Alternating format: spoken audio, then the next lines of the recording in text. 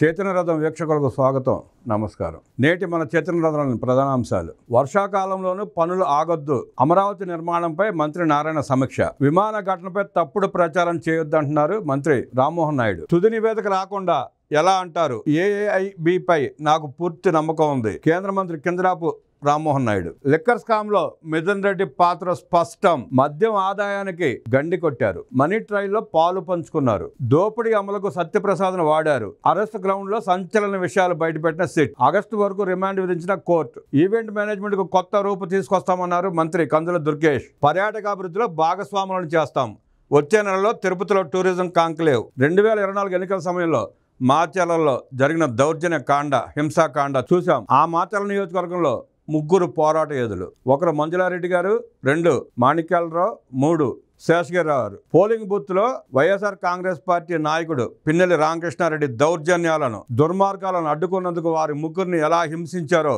ఎలా చావగొట్టే ప్రయత్నం చేశారో చూసాం. ఆ ముగ్గురిలో ఒకరు శేషగిరిరావు నిన్న అకస్మాత్ గుండెపోటు కారణంగా చనిపోయారు. వారి కుటుంబానికి చంద్రబాబు నాయుడు గారు ప్రగాఢ సానుభూతిని తెలియజేశారు. సీనియర్ కార్యకర్త, పార్టీకి నిబద్ధులై రాక్షస మోకతో పోరాటం చేసిన యోధుడు ఆయన. పార్టీ అండగా ఉంటుందని భరోసా ఇచ్చిన లోకేష్. గత ఎన్నికల్లో Macherla Palvai gate polling booth లో నాటి వైసీపీ ఎమ్మెల్యే పిన్నెల్లి చేసిన రచ్చ తెలిసే ఉంటుంది.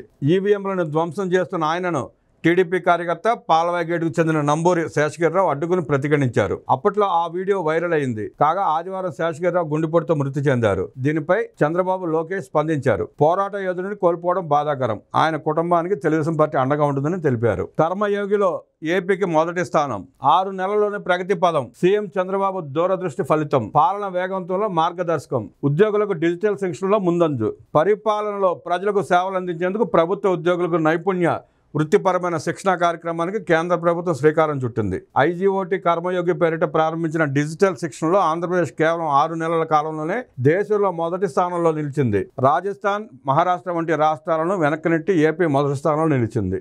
సీఎం చంద్రబాబు మార్గదర్శకత్వం, దూరదృష్టికి ఇది నిదర్శనం. ప్రభుత్వ ఉద్యోగులకి నైపుణ్యం, వృత్తిపరమైన శిక్షణలో ఏపీ మొదటి స్థానంలో నిలిచింది. దేశంలోనే ఏపీ మొదటి స్థానంలో నిలిచింది. గత 5 ఏళ్ల జగన్ రెడ్డి పాలనలో ఎక్కడ నిలిచింది? స్కాములు, కబ్జాలు, దోపిడీలు, వీటిలో మొదటి స్థానంలో నిలిచింది. ఆ స్థానం దేశంలో కాదు, ప్రపంచంలో మొదటి స్థానంలో నిలిచింది జగన్ రెడ్డి పాలన.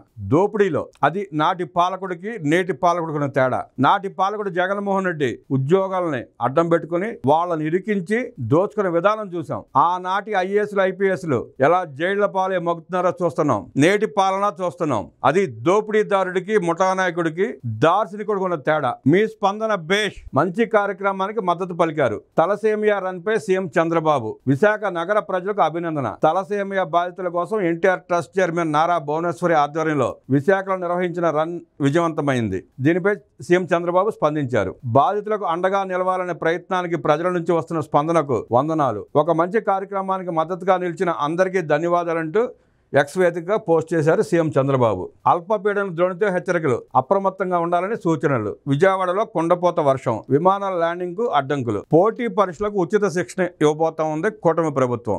ఎస్సీ, ఎస్టీ యువతకు అవకాశం, మంత్రి డోలా బాల వీరాంజన స్వామి ప్రకటన. అంబేద్కర్ స్టడీ సర్కిల్ కేంద్రాల ద్వారా పోటీ పరీక్షల కోసం నిరుద్యోగ ఎస్సీ, ఎస్టీ యువతకు ఉచిత శిక్షణ కార్యక్రమం త్వరలో ప్రారంభిస్తామని సాంఘిక సంక్షేమ శాఖ మంత్రి డోలా బాల వీరాంజన స్వామి ఒక ప్రకటనలో తెలిపారు. ఇందుకు సంబంధించి ఆ శాఖ ఉన్నతాధికారులకు ఆదేశాలు జారీ చేశామని మంత్రి తెలిపారు. రాష్ట్రంలోని విజయవాడ, విశాఖపట్నం, తిరుపతి కేంద్రాలుగా bank, PO, staff selection commission, railway recruitment పోటీ పరీక్షలకు శిక్షణ ఇస్తామన్నారు. ఈ శిక్షణ కోసం అభ్యర్థుల నుంచి త్వరలో దరఖాస్తులు స్వీకరిస్తామన్నారు. ఈ అవకాశాన్ని నిరుద్యోగ ఎస్సీ, ఎస్టీ యువత వినియోగించుకోవాలని సూచించారు. దివ్యాంగులకు అండగా కూటమి ప్రభుత్వం.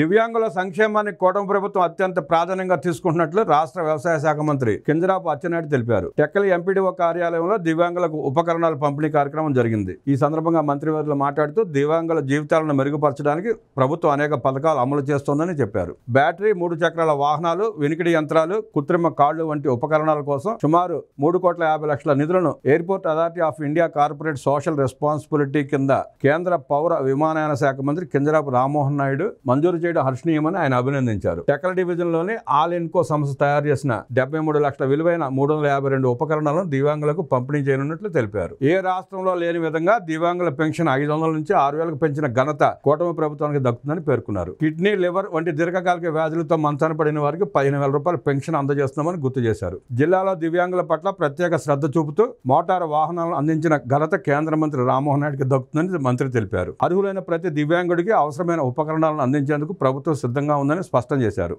ఇంకా అర్హులు మిగిలి ఉంటే తమ దృష్టికి తీసుకురావాలని కోరారు. నకిలీ, వికలాంగ ధ్రువపత్రాలు సృష్టించి పెన్షన్లు పొందడం వల్ల నిజంగా అంగవైకల్యం కలిగిన వారికి అన్యాయం జరుగుతోందని ఆందోళన వ్యక్తం చేశారు. సదరం ద్వారా పంపిణీ చేసిన వికలాంగ ధ్రువపత్రాలను సమీక్షించి అర్హులైన వారి జాబితాను సచివాలయాలు ప్రదర్శించనున్నట్టు తెలిపారు.